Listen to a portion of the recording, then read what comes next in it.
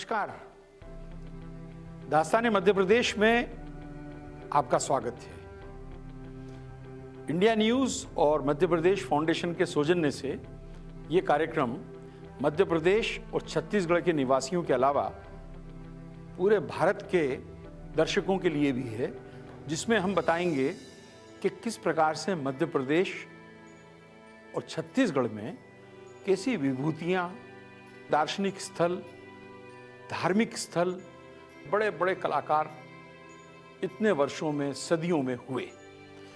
आज मैं आपको मध्य प्रदेश के निर्माता कह दीजिए पंडित रविशंकर शुक्ल के बारे में बताना चाहूँगा। पंडित रविशंकर शुक्ल का जन्म सागर में 2 अगस्त 1877 में हुआ। आपके पिताजी पंडित जगन्नाथ शुक्ल, माता तुलसी देवी, धनाढ्य परिवार, बहुत ही सुखी परिवार के ब्राह्मण होते थे, जहां पे भगवान की दया थी।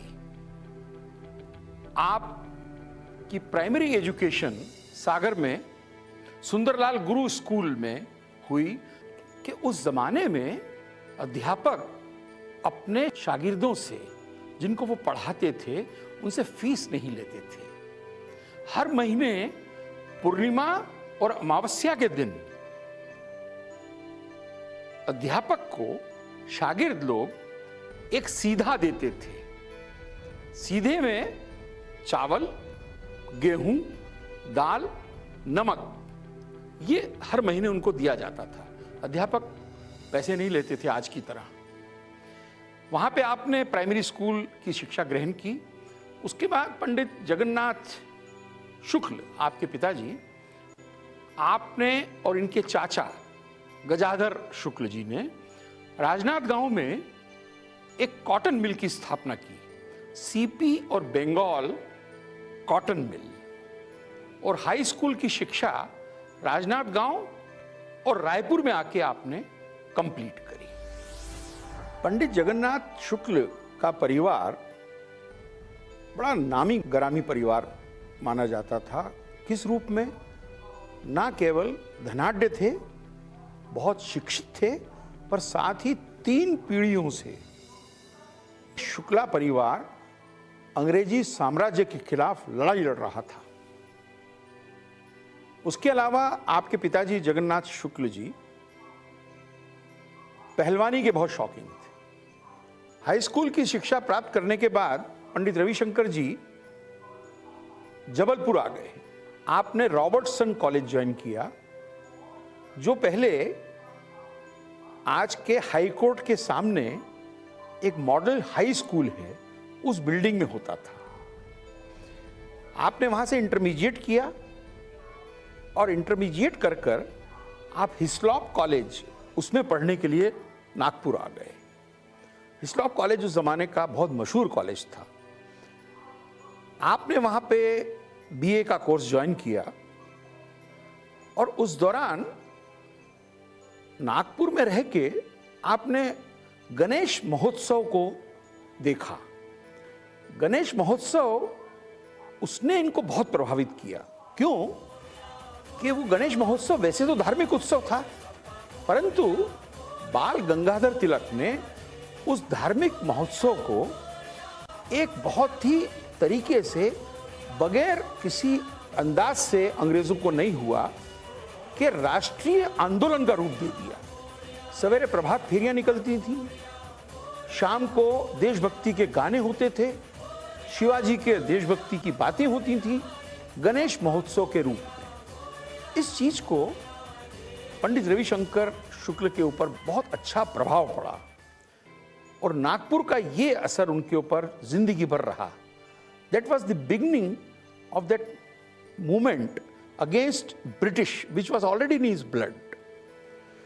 आपने प्लान किया कि आप लॉ का कोर्स ज्वाइन करेंगे, तो आपने वहां पे लॉ भी कोर्स ज्वाइन किया। और इसी दौरान बाल गंगाधर तिलक के ऊपर अंग्रेजों ने गणेश महोत्सव का आयोजन करने के लिए देशद्रोह का मुकदमा लगा दिया।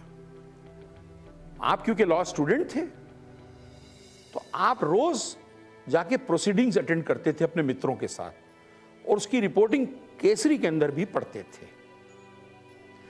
आपके एक प्रोफेसर थे, प्रोफेसर भागीरथ प्रसाद।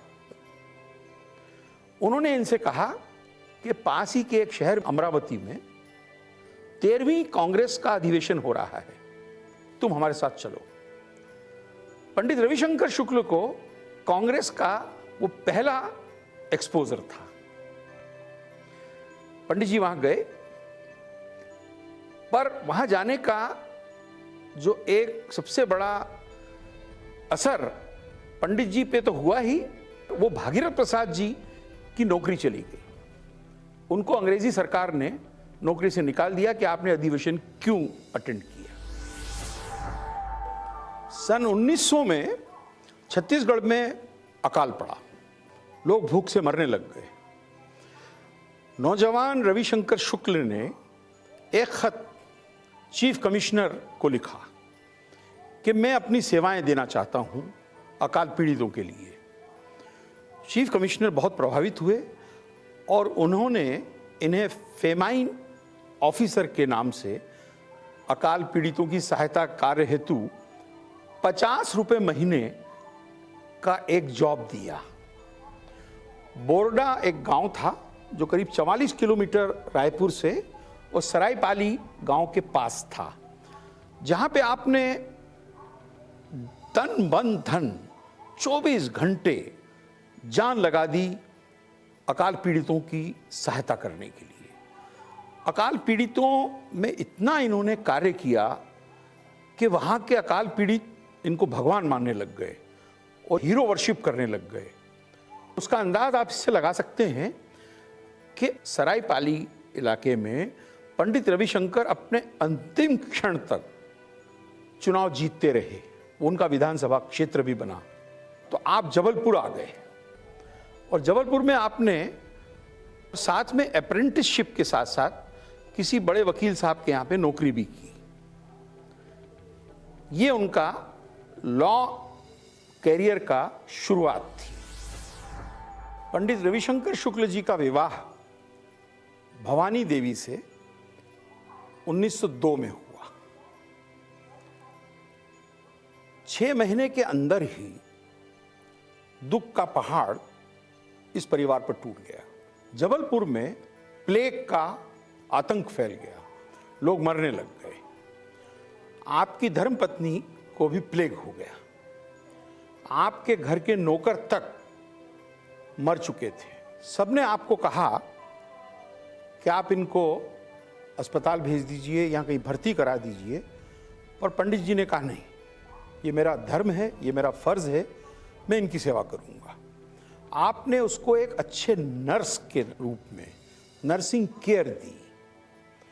डॉक्टरों ने सबने इनको दवाइयाँ दी, साथ ही एक सलाह दी कि आप इनको मटन का और चिकन का एसेंस पिलाइए। शुद्ध वैष्णव कान्य कुंजी ब्राह्मण जिनके यहाँ सदियों से कभी मीट का कोई सवाल ही नहीं था, पर आपने ये डिसीजन लिया कि मैं अपनी पत्नी को बचाने के लिए करूँगा। Brand essence of mutton and chicken अपनी पत्नी को पिलाना चालू किया और 1.5 महीने की नर्सिंग केयर से भवानी देवी ठीक हो गई। ये उनको राजनांदगांव ले गए। जैसे ही राजनांदगांव पहुंचे वो बिल्कुल ठीक हो चुकी थी और आपने खुशी में उन brand essence of mutton and chicken के डब्बों का हार बनाया और उनको पहनाया और बताया कि मैंने तुमको बचाने के लिए ये मटन और चिकन के एसेंस को पिलाया है, तो मुझे माफ़ करना, पर ये डॉक्टरों की सलाह में टाल नहीं सका, जिसके कारण तुम बच गई। पंडित रविशंकर शुक्ल की ख्याति एक विद्वान और अध्यापक के रूप में इलाके में फैल चुकी थी।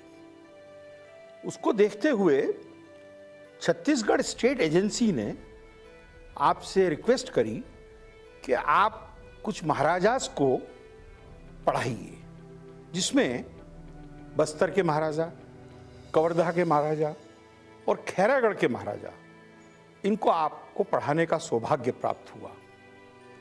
खैरागढ़ में रहते हुए आपने एनी बेसेंट और थियोसॉफिकल सोसाइटी ऑफ इंडिया के बारे में जाना। आपने theosophical society of India join भी कर ली। एनी बेसेंट की फिलॉसफी का प्रभाव आप पे आजीवन रहा। आपके दादाश्री पंडित रविशंकर शुक्ल, जो मध्य प्रदेश के निर्माता कहें या कद्दावर नेता जिनके कारण से मध्य प्रदेश बना, उस परिवार को आप रिप्रेजेंट कर रहे हैं तीसरी पीढ़ी में। दूसरा, हमें बहुत खुशी है कि आप उसी विधानसभा क्षेत्र से तीसरी बार जीत के आए हैं जहां से आपके पिताजी, जो खुद 3 बार मध्य प्रदेश के मुख्यमंत्री रहे। देखिए, ऐसा है कि मेरे दादाजी से मेरा, क्योंकि उनकी जो डेथ थी उसके बाद मैं पैदा हुआ था, तो सिर्फ उनकी बातें मैंने सुनी हैं। पिताजी के बारे में तो बहुत सी चीज़ें मैं खुद जानता हूँ, मगर जो दादाजी के बारे में मैंने बातें सुनी, एक तो उनकी क्या बहुत स्वतंत्रता संग्राम लड़ाई में जो है वो बहुत ज़्यादा गांधी जी से प्रभावित थे ही, मगर नेहरू जी से साथ, सरदार पटेल जी साथ, इन लोग साथ भी बड़ा प्रेम का संबंध उनका था। और ये लोग साथ में जेल में भी रहे, सब स्वतंत्रता आंदोलन की लड़ाई में साथ में लड़ाई लड़ी। तो जो नेहरू जी थे, उनसे उनका बहुत प्रेम, उससे का संबंध रहा। और बहुत से मध्य प्रदेश की जो खुशहाली और तरक्की रही, छत्तीसगढ़ में भी जो आज भिलाई स्टील प्लांट रहा, वो जो दादाजी जो थे हमारे, उनकी और नेहरू जी की जो प्रेम और स्नेह का संबंध था, उसके कारण वो भिलाई स्टील प्लांट आ पाया। वो एक बहुत बड़ा तरक्की का कारण है छत्तीसगढ़ का। और छत्तीसगढ़ के अलावा जो छत्तीसगढ़ बना, पहले छत्तीसगढ़ जो है वो आंध्र प्रदेश में जाने वाला था। आंध्र प्रदेश में वो जाने वाला था, तो उसको जब नया पुनर्गठन हो रहा था, तो उसमें दादाजी ने सब बड़े नेताओं से बात करी, नेहरू जी से, सरदार पटेल से, सबसे। और उन्होंने कहा कि यहाँ की जो इनकी जो भौगोलिक स्थिति है और जो यहाँ की लैंग्वेज है, भाषा है, ये सब जो है वो हिंदी बोलते हैं और सब वो हैं, तो ये आंध्र प्रदेश जाने के इसका कोई औचित्य नहीं है। इस बात पे जो है वो छत्तीसगढ़ जो है वो जुड़ा मध्य प्रदेश में, नहीं तो आज वो आंध्र प्रदेश का हिस्सा होता और छत्तीसगढ़ राज्य नहीं बन पाता। ये एक ऐतिहासिक तथ्य है। और इस तरीके से बहुत सी चीज़ें दादाजी के समय में हुई। हिंदी भाषा में उन्होंने बहुत से काम उन्होंने करा, बहुत सी चीज़ें दादाजी ने करी।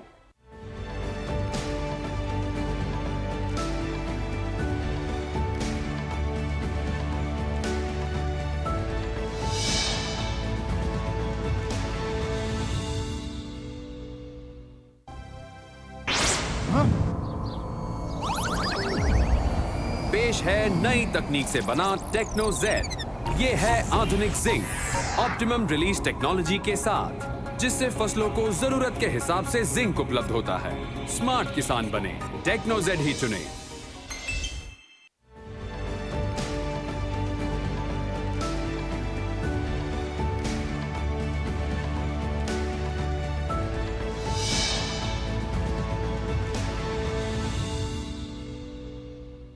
उन्नीस 1904 में बॉम्बे कांग्रेस अधिवेशन हुआ, जिसमें पंडित रविशंकर शुक्ल जी अपने साथ महाराजा बस्तर को ले गए, जहां पे आपने पहली बार मोहनदास करमचंद गांधी के दर्शन किए।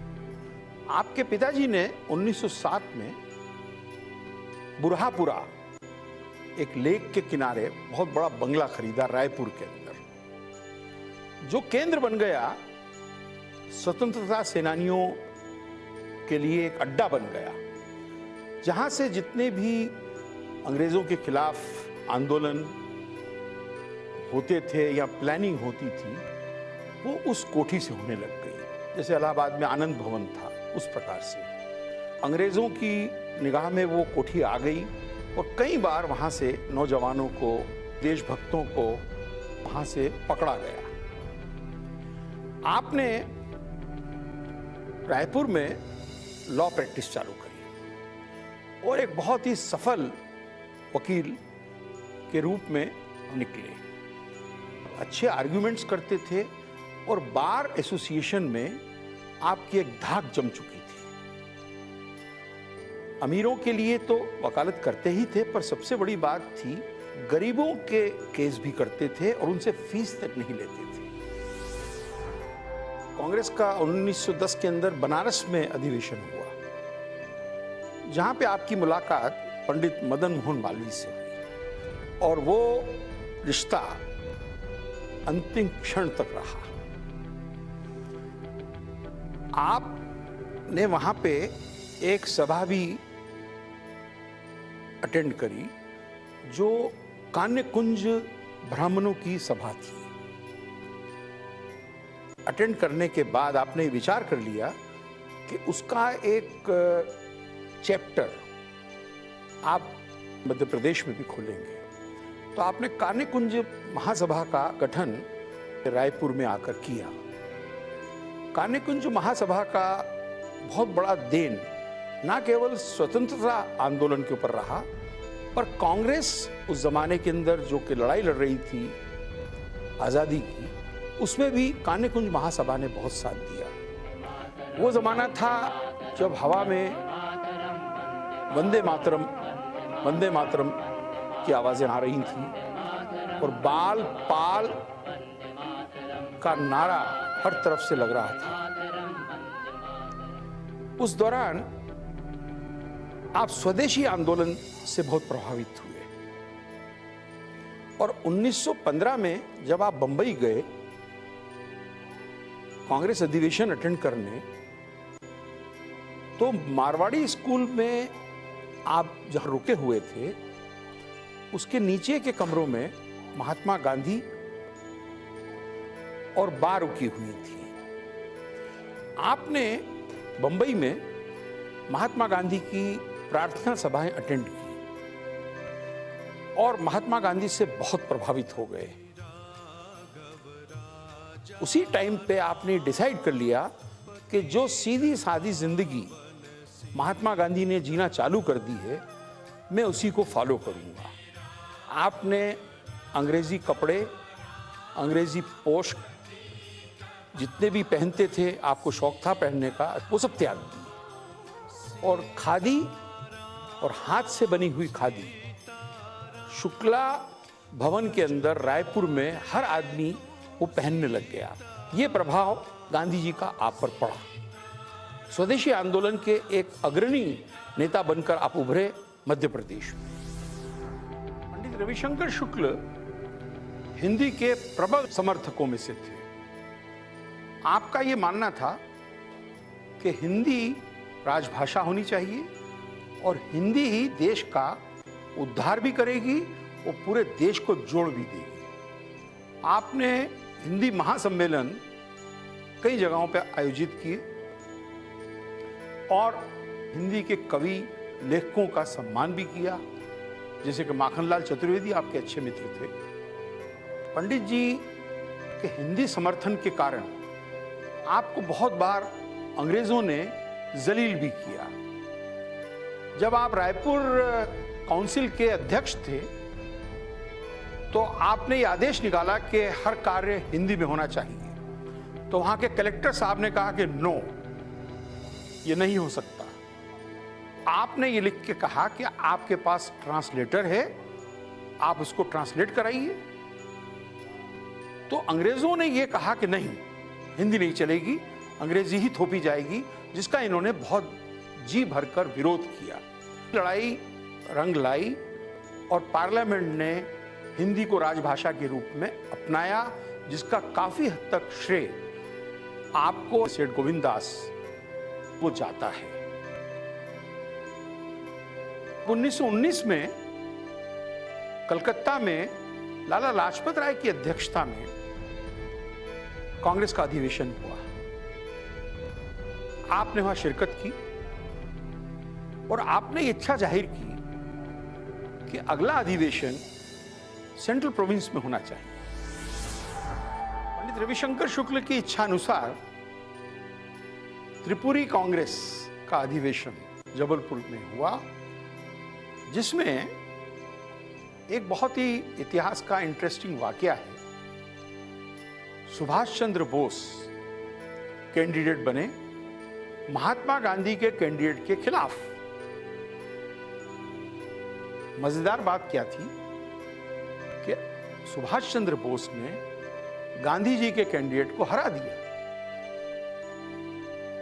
ये ऐतिहासिक घटना थी, पर किसी तरीके से कांग्रेस के लोग नहीं चाहते थे कि कांग्रेस में डिवीजन हो, तो पंडित पंत ने एक प्रस्ताव पास करा कि महात्मा गांधी की इच्छा है कि एक पर्टिकुलर आदमी ही जीते, और इस प्रकार से सुभाष चंद्र बोस ने रिजाइन कर दिया।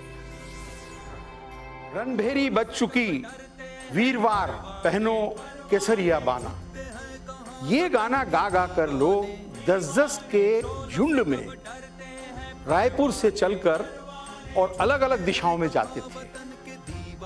वो यंग लोग थे और आजादी की लड़ाई के दीवाने थे। इसी दौरान पंडित रविशंकर को अरेस्ट कर लिया गया गोंदिया में, और आपको जबलपुर के अंदर मजिस्ट्रेट के सामने पेश किया गया। मजिस्ट्रेट अंग्रेज था, उसका नाम था लिली। उसने पूछा, what do you do? Ravishankar ji ने कहा, I am a law maker but now I am a law breaker. उसने कहा, आपको 2 साल की कैद। उसके बाद आप आश्चर्यचकित हो जाएंगे जो मैं बताने जा रहा हूं। यही लिली मजिस्ट्रेट जिसने रविशंकर जी को 2 साल की कैद दी थी, बाद में उनका सेक्रेटरी बना। पंडित जी को एक खबर मिली कि निजाम हैदराबाद बस्तर को 99 साल की लीज के लेने की फिराक में है। आप बड़े विचलित हो गए। आपने सरदार वल्लभ भाई पटेल से कांटेक्ट किया और उनको कहा कि ये नहीं होना चाहिए। पंडित रविशंकर शुक्ल के कारण हमारे मध्य प्रदेश और छत्तीसगढ़ का बस्तर हमारे हाथ से नहीं निकला। पंडित जी समाचार पत्र ज्यादा से ज्यादा छपें, इसके हिमायती होते थे। इसीलिए उन्होंने नागपुर टाइम्स चालू किया। उसको अंग्रेजों ने परेशान भी किया, पर उन्होंने पूरा उसको चालू रखा। 1 नवंबर 1956 को मध्य प्रदेश का गठन हुआ, नया मध्य प्रदेश। पहले का मध्य प्रदेश जो था उसकी राजधानी नागपुर थी। ये नया मध्य प्रदेश जो बना, इसकी राजधानी भोपाल थी। आप उसके मुख्यमंत्री नियुक्त हुए। ये है कहानी पंडित रविशंकर शुक्ल की, मध्य प्रदेश के निर्माता की। उनका सरदार पटेल से बहुत संबंध रहता था, और संभवतः सरदार पटेल भी उन पे बहुत निर्भर करते थे। ये दोनों एक लौह पुरुष की तरह थे। एक बड़ी विचित्र सी बात है कि दोनों की थिंकिंग एक ही सी थी, और अंत में भी लौह पुरुष सरदार पटेल ने उनका साथ निभाया, और मध्य प्रदेश की विभिन्न प्रकार की प्रिंसिपैलिटीज, किंगडम्स, राजा महाराजा सबको बराबर करके, मध्य प्रदेश छत्तीसगढ़ को बराबर करके एक मध्य प्रदेश का राज्य बनाया गया। भिलाई का प्लांट को बहुत लड़ झगड़ के लाए, पर उसका ये मतलब नहीं था कि वो रीजनल थे। रीजनल उनका आर्ग्यूमेंट जो मैंने पढ़ा लिखा बाद में देखा कि यह था कि ये कोयले के स्रोत जो उड़ीसा और झारखंड में है उनके करीब है, इसलिए ये इकोनॉमिकल भी रहेगा। ऐसा नहीं था कि सिर्फ मेरे रीजन में लाके लगाओ। हिंदी को राष्ट्रीय भाषा बनाने के लिए, राष्ट्र भाषा बनाने के लिए उतना शायद किसी ने इस देश में ना। विद्या भवन की योजना एक बनाई थी, जो सीपी बरार एरिया में, बाद में उसको मध्य प्रदेश में भी ले आए। और विद्या भवन की योजना ये थी कि पहले बच्चों को हिंदी में सिखाओ ताकि वो सीख जाएं, पढ़ जाएं। आप पहले ही से अड़चन डालते हो द्विभाषी है, जिसमें 1 2 3 4 भी सिखाते हो और 1 2 3 भी सिखाते हो, तो कन्फ्यूजन शो होता है बच्चे को। एक भाषा सिखाओ ताकि वो पढ़ जाए, उसके बाद चाहे उसको 10 और भाषाएं सिखाओ। पुराने ख्याल के आदमी थे, ऐसा नहीं। वे डाउरी के अगेंस्ट रहते थे, मेरी माँ की शादी में क्योंकि डाउरी मांगी ही नहीं गई थी, इसीलिए उन्होंने वहाँ शादी की। हमारे ग्रैंडफादर बब्बा जी, पंडित रविशंकर शुक्ला जी गोल्फ खेलते थे, शूटिंग करते थे। शूटिंग मतलब कि वो सिक्योरिटी वाली पिस्टल की शूटिंग, ऐसा नहीं कि शिकार करते। उनको अंग्रेजी खाना पसंद था, अंग्रेजी तौर तरीके पसंद थे या उनको मालूम थे, तो वो अच्छे अच्छे एम्बेसडर्स जब आते थे तो उनकी होस्टिंग नागपुर में होती थी, और उसके बाद भोपाल में भी जब तक वो रहे हुआ। डॉक्टर भल्ला को धन्यवाद, उन्होंने ये मुझे मौका दिया, मैं आके अपनी कुछ बात अपने नाना पंडित रविशंकर शुक्ला जी के बारे में कह सकता हूँ। आपका बहुत बहुत धन्यवाद। तो ये था आज दास्तान मध्य प्रदेश का एक और किस्सा। हम अगले हफ्ते फिर आपको नई कहानी सुनाएंगे, अनसुनी और अनकही बातें बताएंगे। धन्यवाद, नमस्कार।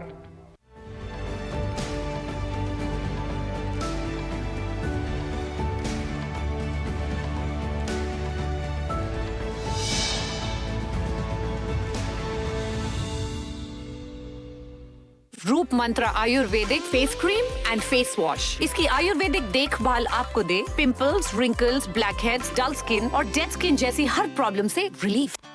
छत्तीसगढ़ के मुखिया मुख्यमंत्री भूपेश बघेल ने अपनी कार्यशैली से साबित किया है कि प्रदेश के विकास में मुखिया की सोच, दिशा और कुशल नेतृत्व की अहम भूमिका होती है।